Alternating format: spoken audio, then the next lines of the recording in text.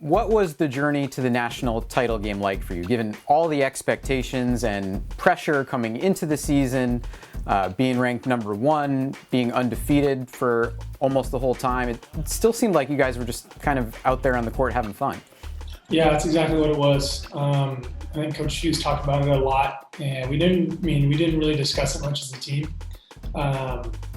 And when we got to the tournament, the press coverage kind of started to ramp up, and people started asking the question more and more and more. So by the time we got down to the Elite Eight and Final Four, we kind of looked around and like, oh, we're here, we're undefeated, and we're here. So it was kind of like when a pitcher throws a no-hitter in baseball, you don't really talk about it much, and we didn't want to bring that into jeopardy by talking about it amongst ourselves.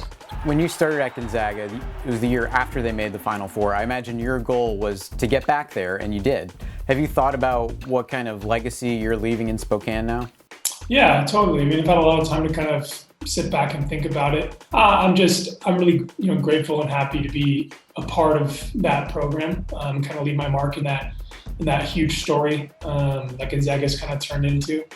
As far as legacy goes, I think that's something you'll figure out, and we'll see itself through in the years to come. But for now, I'm just really happy with the way that I played, and I think that I left that school a better place than I found it.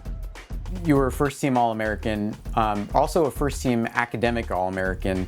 You're on your way to earning your MBA. How were you able to not only balance your schoolwork with such a demanding schedule at Gonzaga, but even earn your undergrad degree in 3 years? Yeah, that's the advantage of going to summer school and being diligent with that. Being in summer school for 3 summers, it really helped me prepare for an academic year like last year was. A lot of online classes, a lot of self-motivation, making schedules, sticking to routines, stuff like that. It really kind of gave me a leg up when it came to making schoolwork this year. So I felt like I was prepared for it and just kind of leaned back on what I did over the summers. In the last 25 years, there have only been 7 men in college basketball to be named first-team All-American and academic All-American in the same year.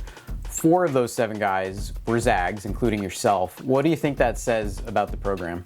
It speaks volumes. You can't really put that into words. Stephanie Galbraith, our academic advisor and coordinator, has done such a great job since her time being there, making sure guys getting work on time and communicate with professors and do everything they can to be ahead when we start traveling and being on the road. So, all thanks go to her and the way that she balances her schedule and her time. So, and for us, it's just kind of, following the schedule and making sure the items get checked off on the to-do list.